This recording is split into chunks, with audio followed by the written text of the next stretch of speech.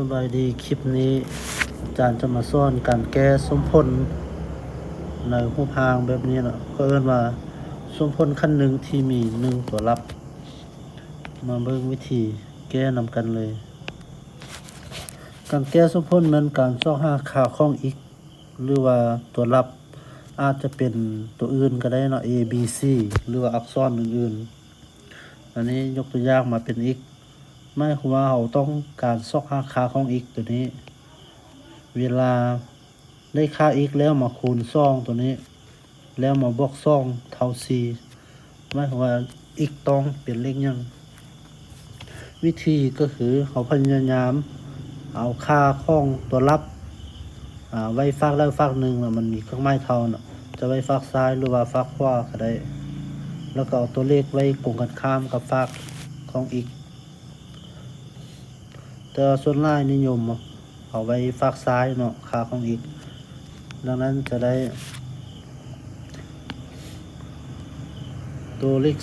2ตัวนี้เนาะกับตัว4นี่เป็นตัวเลขละลาดังนั้นเราย้าย2ข้ามฝากถ้าชื่อว่าบวกเครื่องหมายบวกเวลาย้ายข้ามฝากเครื่องหมายเท่าตัวนี้มันจะเป็นลบดังนั้นตัวนี้2x เขียนคือเก่าเท่ากับ4บวก2ย้ายข้ามฝากเป็นลบ2 2x เท่า4ลบ2เท่ากับ2เวลานี้ตัวนี้ยังมีเลข2อยู่เนี่ยอันนี้คูณ2เนาะอีกคูณ2อยู่เอาย้าย2ข้ามฝากคูณย้ายข้ามฝากเครื่องหมายเท่าจะเป็นหารดังนั้นจะได้ x เท่ากับ2ส่วน2 x เท่ากับ1อันนี้เนาะเป็นคำตอบมาเบิ่งตัวอย่างข้อที่2ข้อที่2นี้เราสังเกตว่าค่าของ x อยู่2ฝากเลยดังนั้นเรา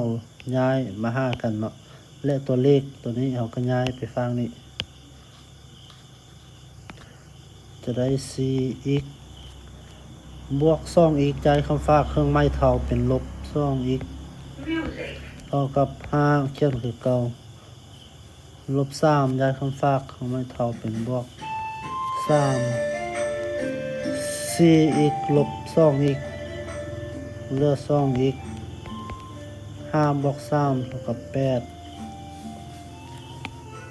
2ตัวนี้คูณย้ายคำฝากเครื่องหมายเท่าเป็น5ได้ x เท่ากับ8ส่วน2 x เท่ากับ4เป็นคำตอบต่อไปข้อที่3ข้อที่3นี้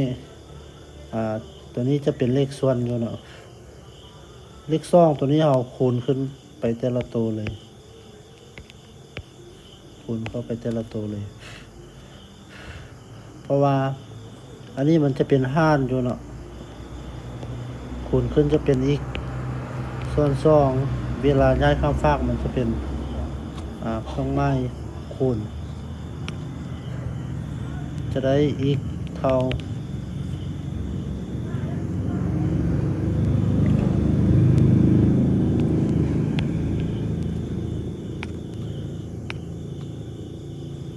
จะได้ x 2คูณขึ้นมาตัวนี้จะเท่ากับลบ12เท่ากับ2ตัวนี้คูณวันนี้เป็นลบ 2x 2คูณมาตัวนี้เป็นลบ12หลังจากนั้นเราก็ย้ายข้ามฝากเนาะตัวได้ที่มี x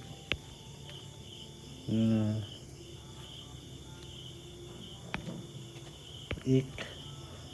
ลบ 2x ย้ายข้ามฝากมาฝั่งนี้ได้มาเป็นบวก 2x เท่ากับฝากขวาเหลือลบ12ลบ12ฝั่งนี้ย้ายข้ามฝากมา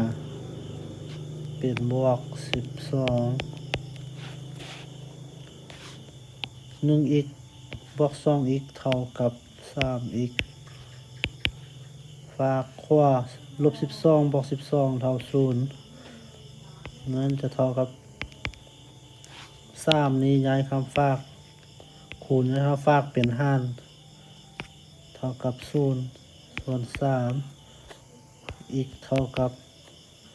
0หาร3จะเท่ากับ0คำตอบ